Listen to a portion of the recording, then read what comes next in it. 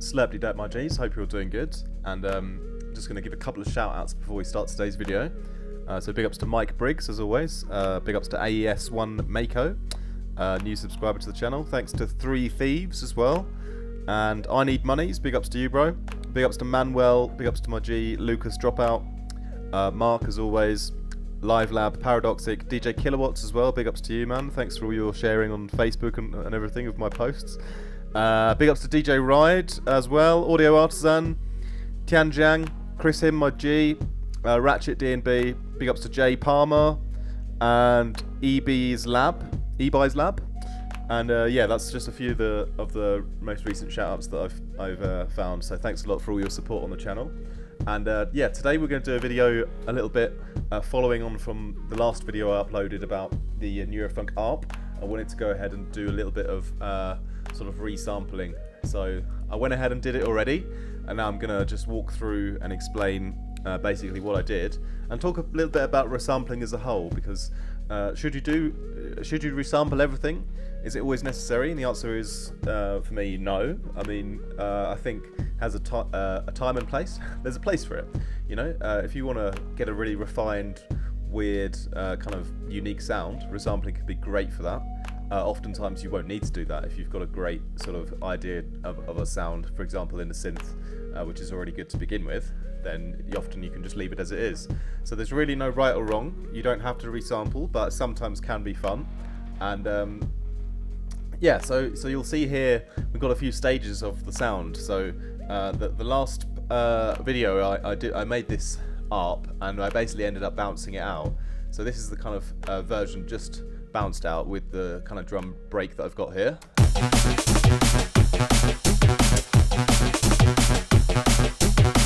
And so obviously, you know, it sounds pretty cool, but like I said before in the last video as I was making it, it was like, it does, you know, you can hear the textures very like obviously kind of saw waves, and yeah, the sound design, although the rhythms are quite intricate, the actual tone is like fairly simple and yeah, not super unique. So I wanted to go ahead and see what I could do to make it more unique, and I ended up finishing the loop by also adding in one of my presets from the Patreon €1 tier sample pack, the Netherworld. I added one of those in to use as like a call and response. So it's the Scarabs, which are these guys here. And here is an example of straight out of the synth how a sound can just be like kind of perfect, exactly how it is, and doesn't need resampling. So I've done a bit of best of both worlds. So I've used this as the call, and then our final resampled bass, which is the response bass, which sounds like this. Okay, so together now we've got the call and response between the two.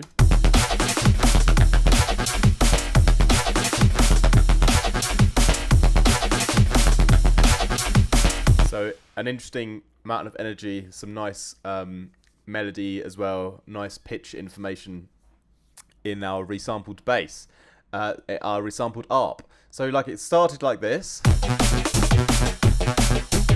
and then we're going to talk about all of the effects I did to firstly change the tone. So the rhythm is the same, but we just changed the tone, and here's what it sounds like once that has happened.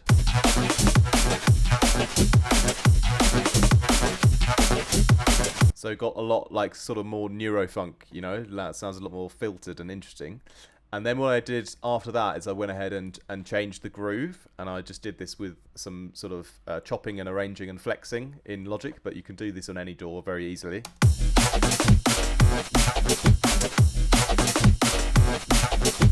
So it almost sounds like it's been reversed in some way, but it hasn't. It's just been sort of stretched in certain parts. And so that was the sort of groove changing I did. And then I kind of simply, yeah, then just did a little bit more processing, which we'll go over, and then I just chopped it out. So we use it as a call and response, so we don't use the whole thing. So.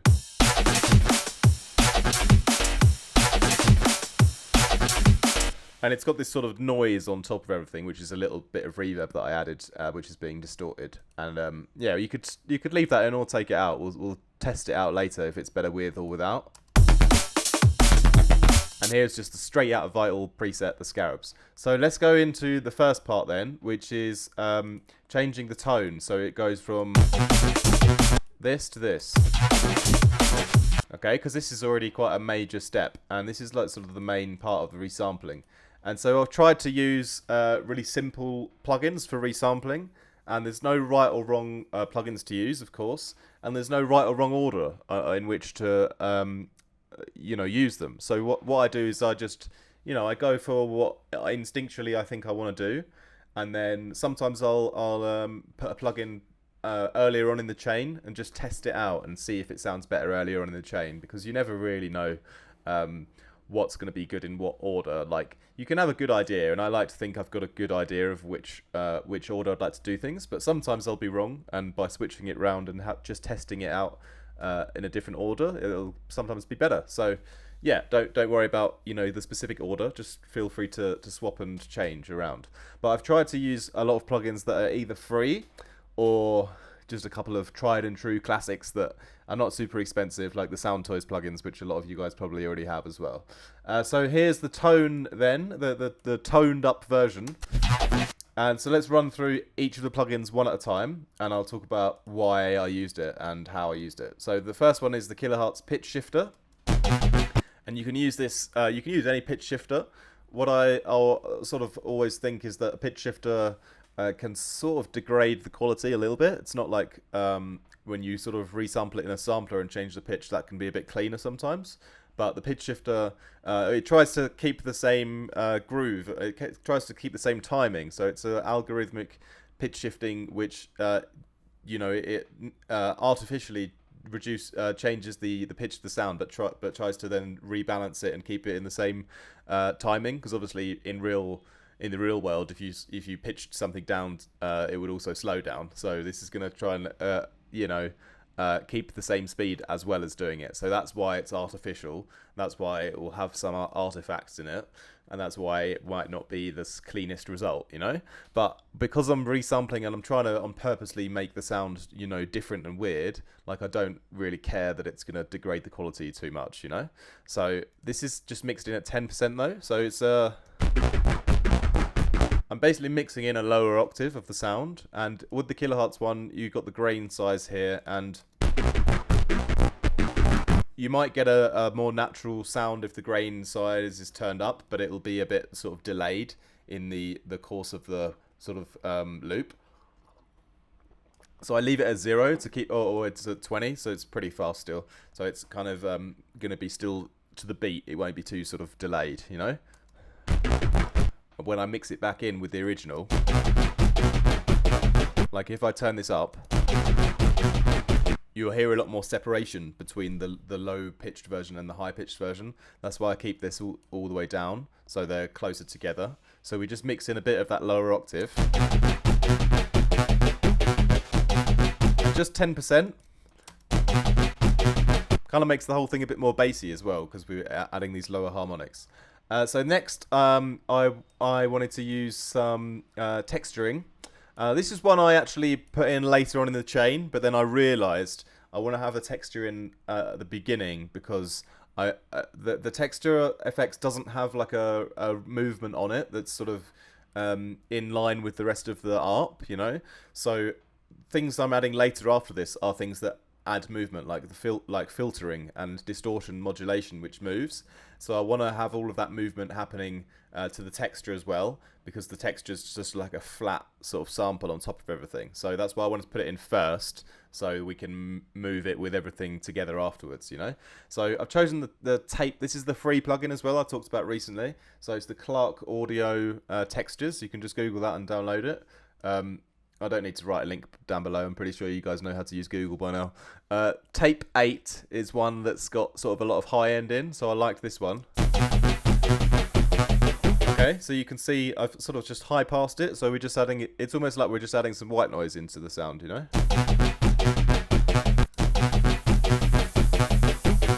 I'm not going to go too heavy, because I'm going to distort it and it's going to get louder. But yeah, we're adding like some sort of flat white noise and everything, just for a bit of fun. And this is going to be more interesting once we start moving it and everything like that.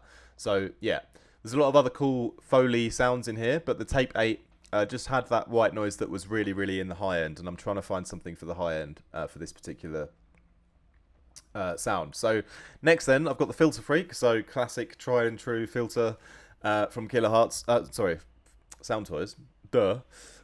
And yeah, I've got a notch filter, so the BRF, the band reject filter, creates a notch, and then we just modulate this with the mod amount here. Okay, and I've chosen quite a slow rhythm, so you know, I've selected the rhythm mode here, so I can do it sort of to the grid. Make sure it's like tapped here, so it's matching to the grid. And I've got 1/4 note on a ramp down. Sorry, I actually had 1/2, didn't I? Yeah. Yeah, so injecting a bit more movement on a slower kind of time frame here. But yeah, really nice effect to the sound. Starts to make it a little bit more neuro, because that's what the band reject filter does. It's quite a neurofunk specific filter, you know. I mean, it's just a filter that's used a lot in Neurofunk, is what I mean to say. Then on the tweak mode here, you can change the sort of distortion mode or the analog style, which will have varying effects, you know. But I've gone for the dirt mode here, so I've just adjusted the levels on the input and output to get to where I like it. Okay, so a bit of extra dynamic shaping with that. Next up, I'm going to do some ruining, and this is also going to be modulating. So I basically create the effect first, create that distortion tone that I like, and then I modulate the blend. So we modulate the mix of it on an LFO. So over here, you've got an LFO built into Ruiner, and you can change the speeds and everything here, and you can change the shape, the wave shape, and also the phase where it kind of starts, and add a little bit of noise, which will kind of distort the LFO shape a little bit, so it'll be a bit more random. So just have a little bit of that. You can hear what it's sort of doing. It's adding, like, if I turn this all the way up, very distorted signal. By having the doom mode all the way up, that really does a lot. Saturate mode all the way down. The center is down to the left, and the fold and the overdrive are all the way up to the top. So you can see I'm quite extreme with the settings. I kind of just go all the way to the left or right with them. If you do that, you'll find quickly a better balance that works for that particular sound, you know? So I have the blend almost at 0.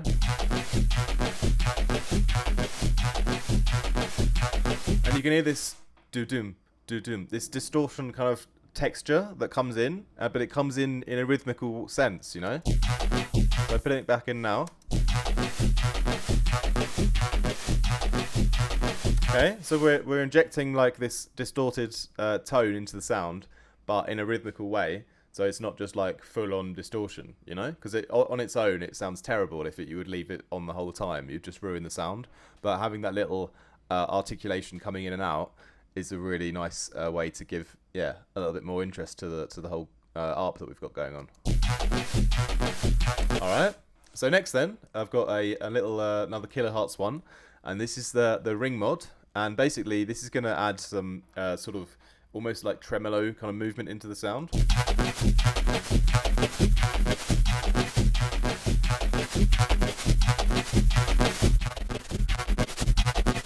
Okay.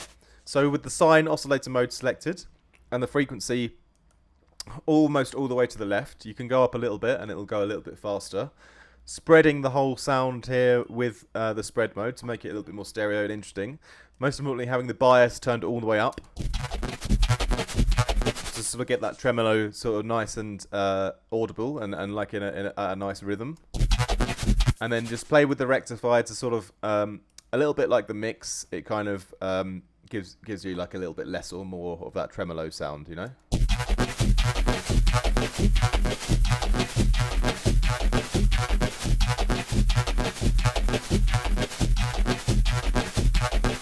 So just finding a nice balance there where it's kind of adding a little bit of that kind of tremolo movement, but it's not like completely chopping the whole audio up too much. Okay, but very it's become very more like a lot more complex rhythmically now. We've added that, but yeah. So sometimes you want to make things more complex rhythmically. Sometimes you don't. But in this case, I thought it was cool. So next up, this is really great on this sound. Okay, this is the Baby Audio. This is the free plugin as well that I recently mentioned, and it's a magic switch. So it's like a chorus, but it's got a very unique sound to it. And I actually ended up leaving it on at 100%, you know?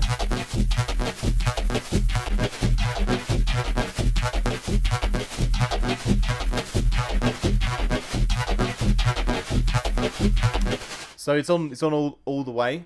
So it's like really, really chorusing the sound. But that's okay for this kind of lead, you know? The problem is it's obviously going to chorus all of the low end.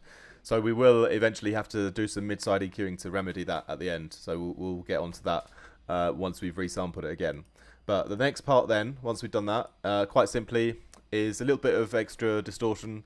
And this is the decapitator with the punish mode turned on. And I've just mixed it in. So it's very aggressive.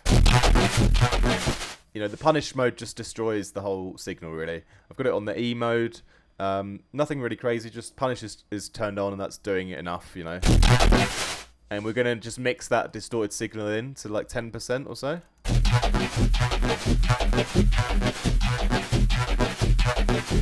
Okay, and what that does,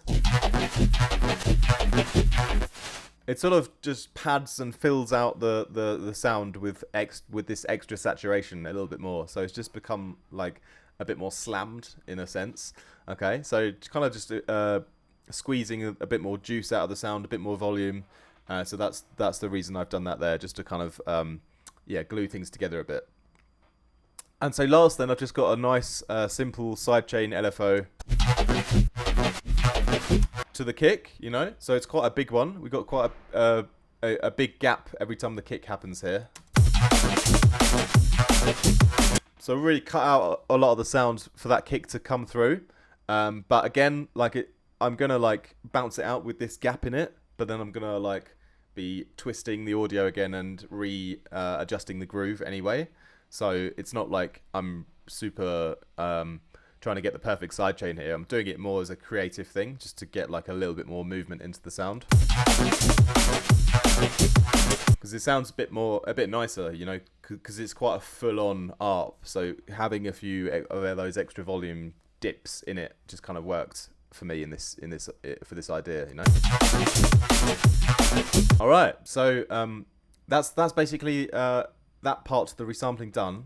So I was pretty happy with that, and just ended up bouncing it out as like a new file, and then in this lane, all we're going to do is you can see what I've done is I've just changed the kind of transient positions, you know.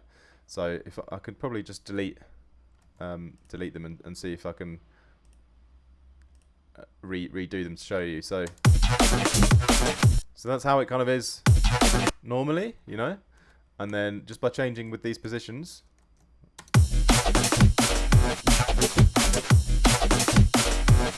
yeah.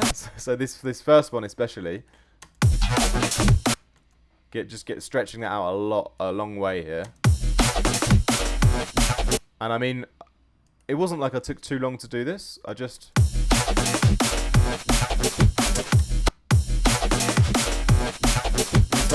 you know, you can get loads of really great kind of new rhythms and sounds out of it on your own. It doesn't have to be like perfect. You just like play around with a couple of the points for like 4 or 5 minutes. You'll end up with something different and new. And that's what I did. I wasn't like really thinking about, you know, how this specific transient or this one here. I just literally spent a few minutes putting in some transients and stretching them randomly and came out with that.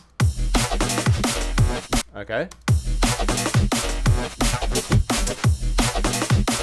And obviously, you know, it doesn't really make sense unless you're doing it to your drum beat, you know, because the drums and the bass work together in Neurofunk, obviously, and it's all about finding those intricate, funky grooves. So make sure you've got your drums on while you're changing the transients, and be careful what you listen for. So listen for, you know, the way that you can get the best sort of funky little rhythms out of your bass. So you've got these little fast thing at the end that's really cool.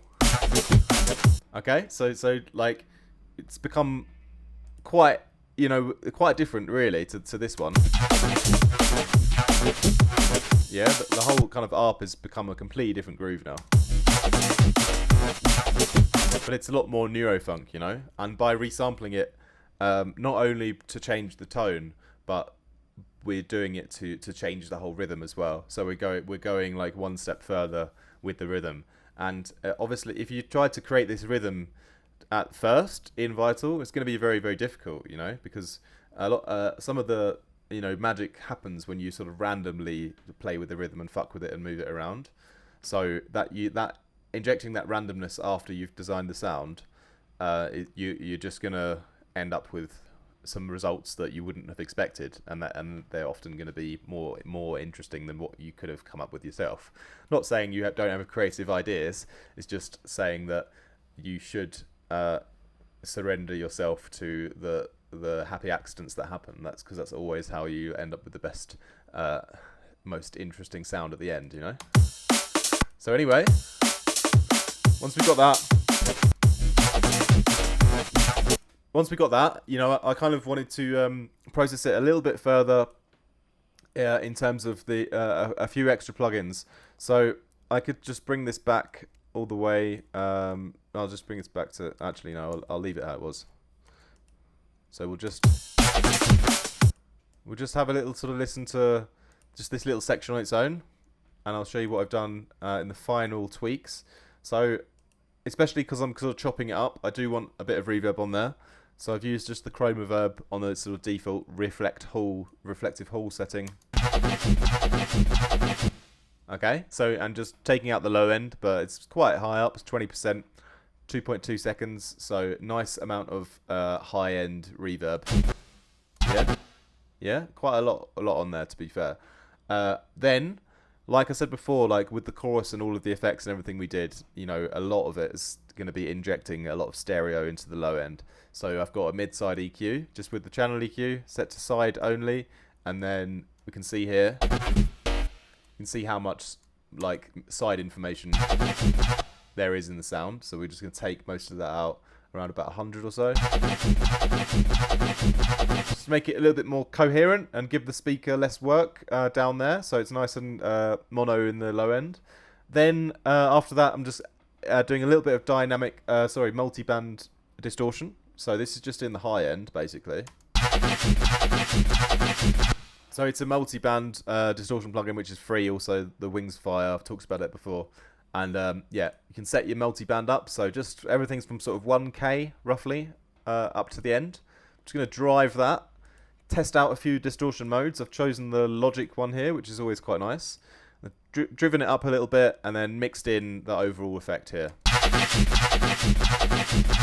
It can be quite loud and aggressive, this plugin, so I don't want to use it at 100% mix usually. Just want to saturate a little bit in the high end, just because that sound just needed a bit more high end saturation, in my opinion. Yeah, and then I've got a little bit of, I wanted to go a little bit more with Ruiner at the end. And I haven't gone to the trouble of doing a new kind of distortion rhythm. I've just sort of blended in a bit of extra dirt again, you know, with the doom up, the saturate down, fold and the overdrive up, and got this kind of nice low end kind of dirt. And just blending that in like a little bit, for me, was really, really nice there. And so then, you know, like I said, I sort of just added in a new sound. So because as it was like a whole file, you know, although it was cool, like I was still getting a bit bored, and I wanted to have the whole sort of 2-bar loop or whatever to be like more dynamic. So I wanted to have a new sound in there that was like of a different texture, you know. So then I just pulled for the Scarabs preset from the Netherworld pack.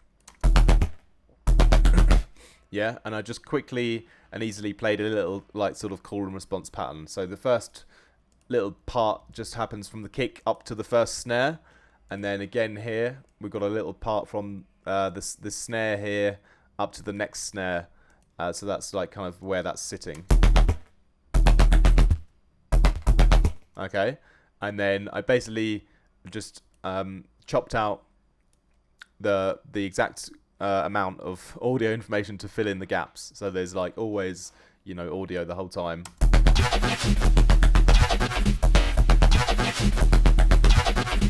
Now, obviously, you could inject some more gaps if you wanted to. Maybe you could get things even funkier by getting some new rhythms in there by using silence a bit more. So that's also not too bad there. Not as good though. I kind of liked it how it was anyway. You know, it was quite a nice kind of little composition there.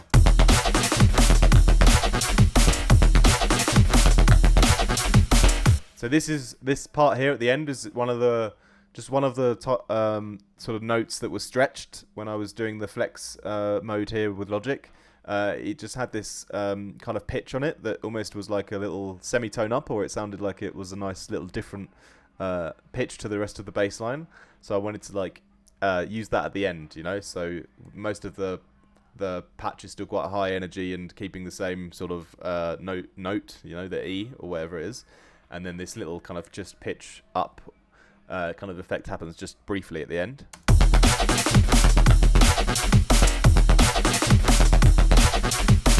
Yeah, just a little bit of a energy pickup note at the end. So that's really cool.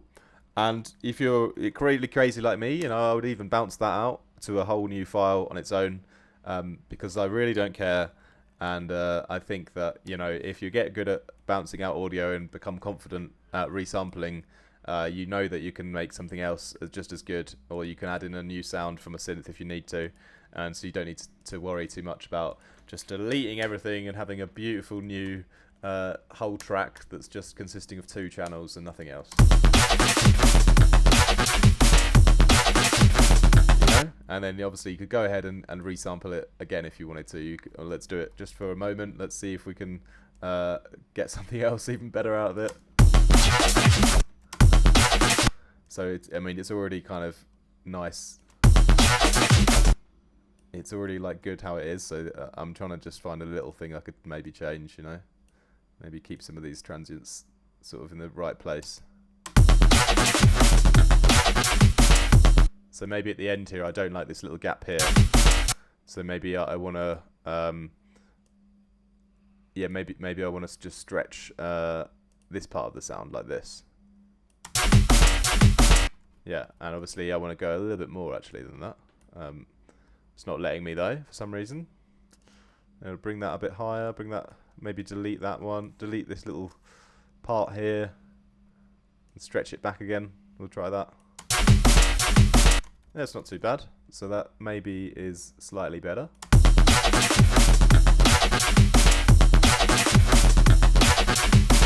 Yeah, it's a little bit like kind of not quite perfect at the end, but you know what I mean. You can go ahead and just mess with the whole file as one again, and then bounce out again and just keep going, you know. But yeah, like I said before, it's something that you don't have to always do.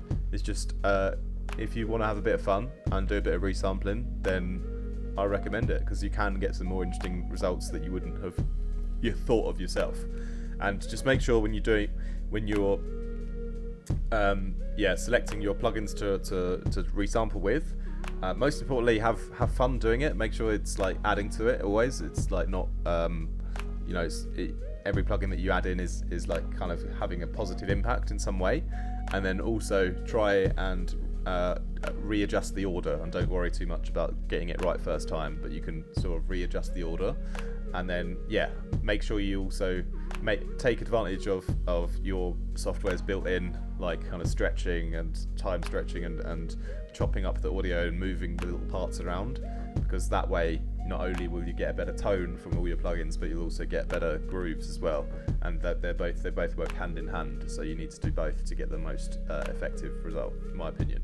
So anyway, bit of a long video today, almost at 30 minutes, so yeah, sorry if it's a bit long-winded, but yeah, I was just enjoying myself, I suppose. But yeah, thanks a lot for watching, my G's. Hope you have a wicked rest of your day, and happy producing.